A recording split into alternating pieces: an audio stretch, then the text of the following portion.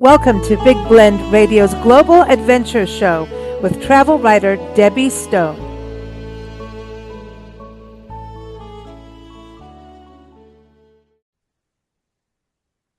Hey everybody, welcome. We are excited to air our second episode of the Upstate New York Adventures with travel writer Debbie Stone, who we call Fire Monkey. You all know it. And you know what? It's quite interesting. Debbie has managed to go to a lot of places that have to do with sports and the Olympics. And she went to Lake Placid. Our podcast today, before this, is on upstate New York's Niagara Falls. So all of that is linked in the show notes. Her article on Lake Placid is also in the show notes. You can link from there, but you can also go to lakeplacid.com and also Lake Placid Legacy Sites.com to hear and learn more about all the places we're going to talk about today. But Lake Placid is an Olympic haven. And I don't know, maybe Fire Monkey might need to go in a race sometime and like try her luck on being an Olympian. What do you think? What is going on? I didn't know if you were a sports person or not, but it seems, Debbie, welcome back. But it seems like you're in the sports zone lately. I think I need to, if I'm a fire monkey, I need to carry the torch at the Olympics. Okay. I think so too. Just saying. Well, you know more than about sports than Nancy and I ever will. As people know, as we say on the show, it's like when football's on the TV, we turn the sound off and we put the Nutcracker Suite on. So that's where we're at. And actually everyone should try it once. It's fun. But, is it the stories that come from the Olympics, the actual athletes' stories? Because, I'm hoping you get to Natchitoches, Louisiana soon so you can go to the Louisiana Sports Hall of Fame and going through that. And I know you've done the Olympic Museum out in Colorado Springs in that area, and then Lake Placid being there. Whether or not you know about the sport, it's really this underdog story a lot of times of this dedication, hard work that these athletes and Olympians have put in. It's insane, actually. And people have to buy into it financially. You have backers and the pressure. Can we have a cocktail yet?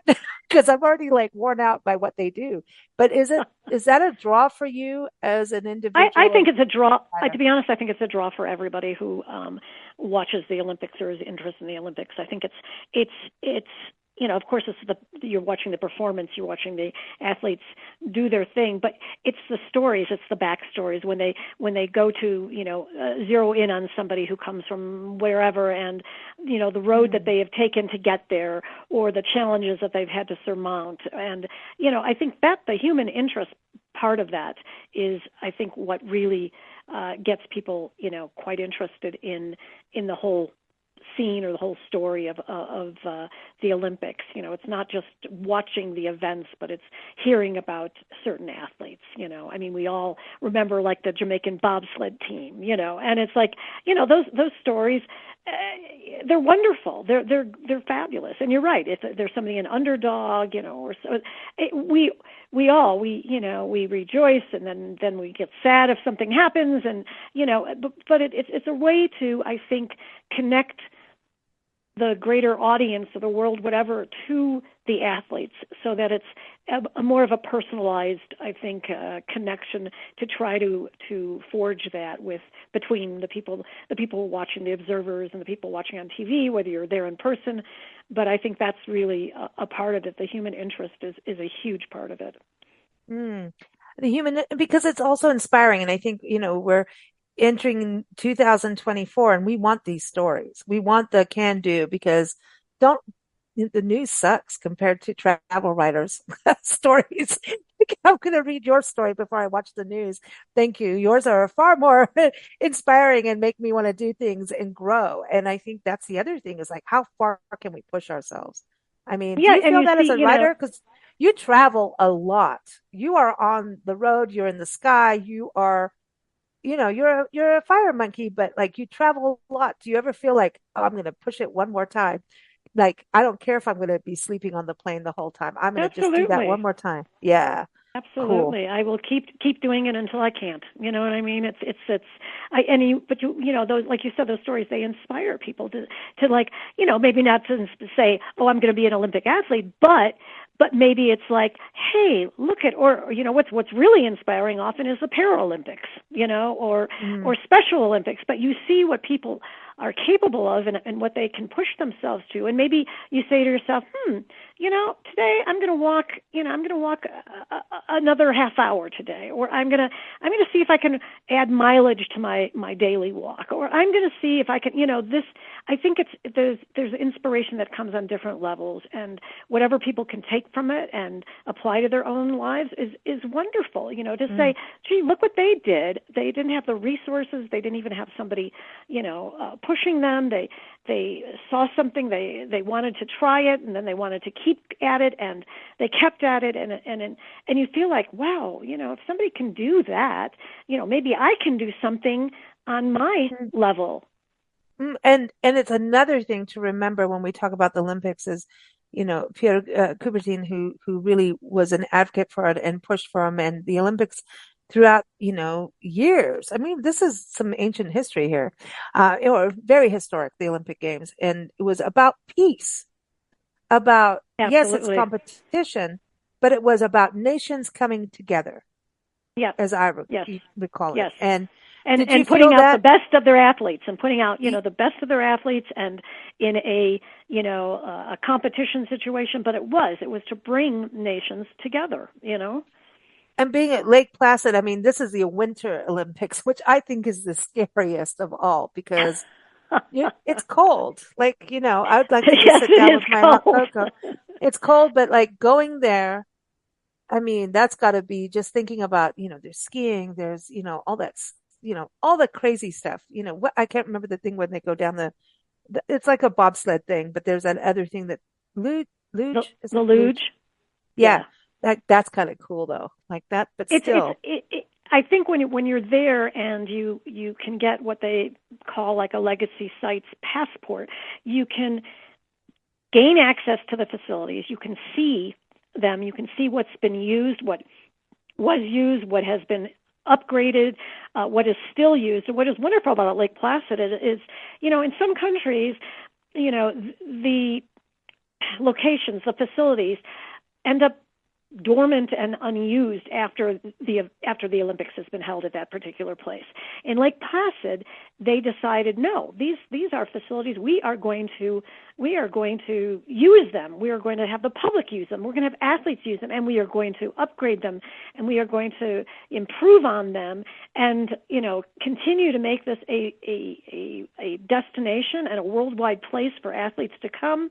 And they've done that, and so it's wonderful as a visitor to be able to go there and to see what they've been doing. And you can go to these various sites, like the jumping complex, like the Olympic Center, the Whiteface Mountain, another mountain, Mm, Mount Van Hovenberg, and you can see where, in fact, these athletes compete.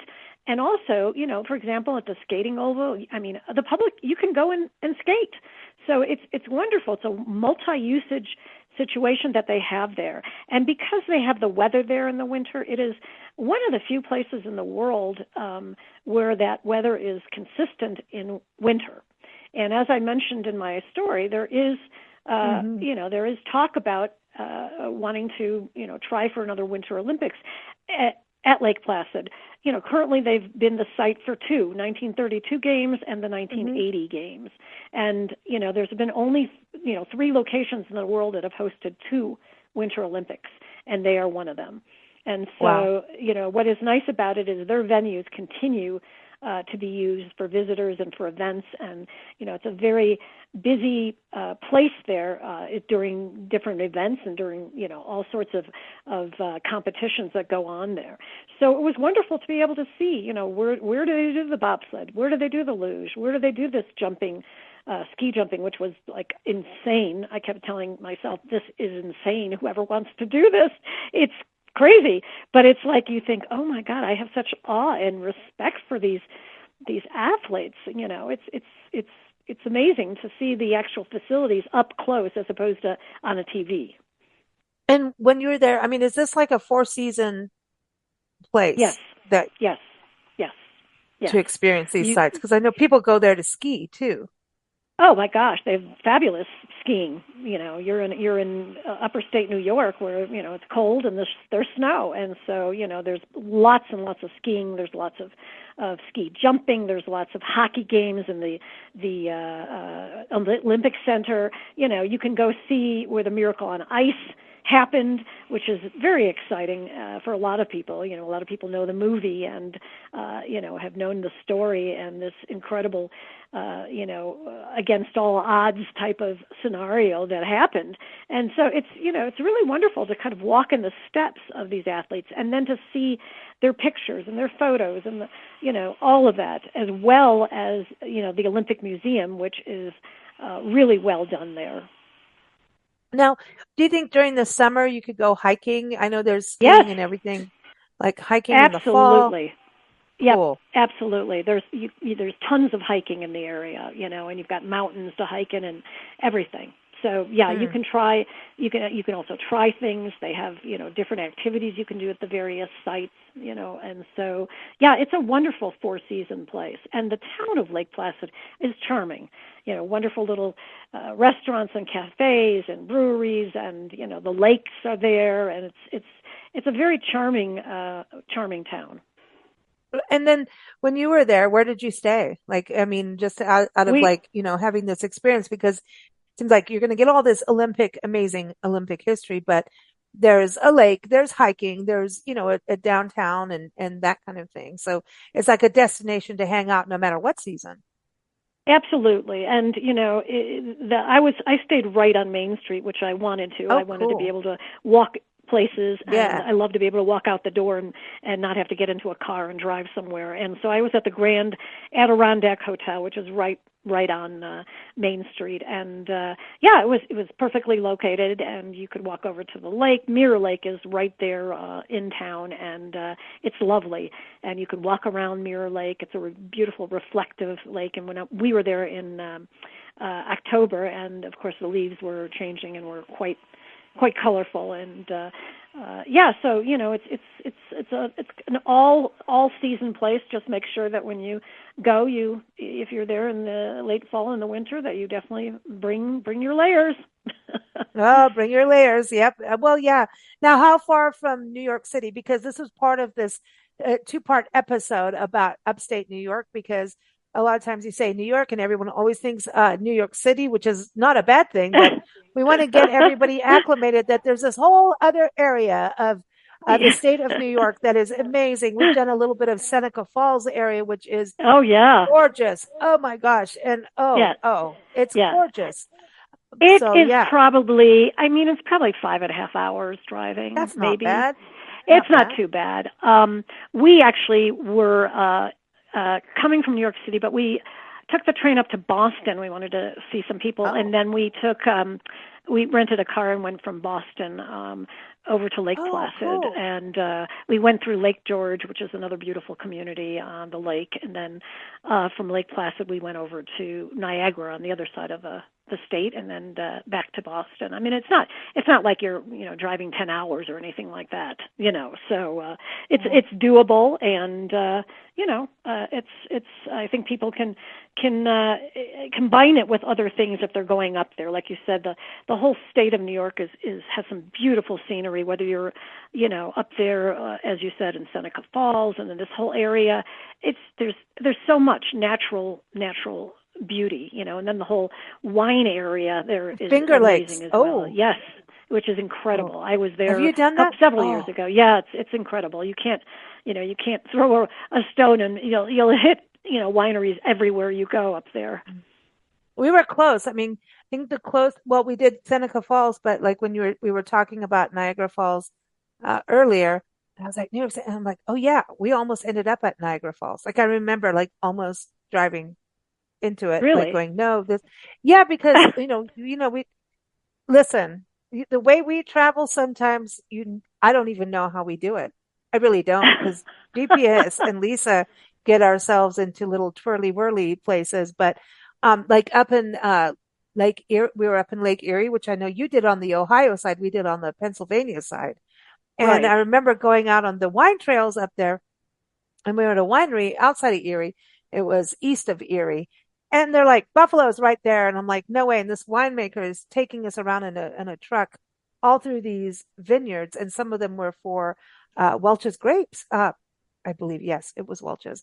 And some were for wine. And we could see Canada. And he goes, there's Buffalo just down there. Like, no way. It's like that Ah, close.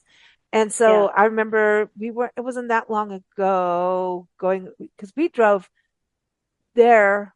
No, and then we went to how we got to Seneca Falls was when we went from Connecticut to Michigan, and that was a whole other Ah, trip. But and we almost ended up in New York City because I stupid. It was just the way all of a sudden this exit was like, you're going to New York City. I'm like, oh no, I'm not. And I literally pulled the car over onto a sidewalk like, that's not happening. I don't know how to do that. I'm not doing it. I'm scared. I'm going to call Debbie, the fire monkey, to get me out of this position because she's been there. She went to the ice cream museum. She went Oh to the my God, I Timbers love New Museum. York. Yeah. Yeah, but listen, you didn't drive it, right? You didn't drive it from Connecticut not knowing what you're doing. You know what I mean? I think you should be prepared before you drive in. I don't know. I'm Yeah, just guessing. I yeah, don't know. yeah, But I'm a yeah, little nervous of that. And if we do New York City, which we will, we're going to, it's going to do everything. But it just is. I think it's so important because places get it's like Louisiana. People always just think New Orleans, and I love New Orleans. Do not get me wrong, New Orleans rocks, but there's so much more. And I think the same for your home state of Illinois. People don't realize yeah, Illinois is one of the most beautiful states in the country. It really is. yeah. And that's beyond Chicago. Chicago is Yes. not all of Illinois. And I think that's so important about what we're talking about today are these places that we forget about, that Yeah. we Well, don't know about. when a state has a very famous city like New York City, people do tend to forget about the rest of the state. But it's a huge state too. It's a big state, Yeah, and it is big. there's much to explore. Much to explore. And I would put Lake Placid on your itinerary for Yeah. anybody who is interested in seeing where history was made, not once but twice, and where maybe history will be made again in the future. And in that museum, you can see all the, historical artifacts and learn so much about, Mm. what went on. And to me, it was that to me was very, very special. They did a really, really good job with the interactive quality of the exhibits. You can be right in the middle of the action, hurtling down a bobsled run. You can, speed skate around the oval. You can, all of these things. You can see the Olympic torches over the years, their uniforms, equipment, their pins, the mascots, the first gold medal ever awarded. All this is there. And so it chronicles all of the glory, and it's a keeper of the history of that place and what Oh. went on there. And where you were staying at the Grand Adirondack Hotel, that's a hard word to say, Adirondack. If you've never been like in those areas, but I know that word well from chairs and other things. But you went to the Marcy Bar. Okay, so she had cocktails. Fire Monkey had cocktails, good cocktails, but also really good food,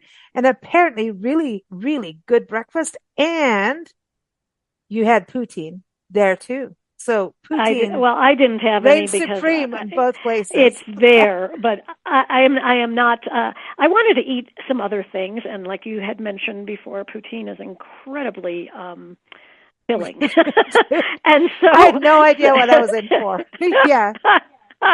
and I think if I've had it once or twice, especially I've had it up in Montreal and in Canada, Mm. and I know what it's like, and I opted for something else. But I think if people have never tried it and they're up in that area, they definitely should at least give it a try. But did you try the fish and chips when you were there? Because I Oh, know that was a part of the menu too. Because I know you love your fish and your seafood. yes, I had, and I had the I think I had the seared scallops there that were very Ooh. delicious. Yeah, Oh, really, really good, and they have great breakfast skillets and omelets too in the morning, and it's very, very good. Good place to fuel up and then end your day. It's a nice little lounge bar in there as well. I love it when you get cocktails, craft cocktails. Cocktails The and crafted ones, mocktails. yeah, Oh, crafted. innovative, creative, when bartenders are creative and give you things you've never tried. And, I think that's all a part of the fun. And, travel, eating and drinking, it's all a part of travel, and it's fun to try new things when you're in a different place. Well, Fire Monkey, before you go, where's the next destination? Because the next episode will be in January. Oh my gosh. How are we going to handle that? I know you're somewhere else. I mean, we've got so many stories from you and everyone. We're excited. Debbie just goes everywhere. That sounds bad, but it's true. You go all over. Anything on the horizon we should know about?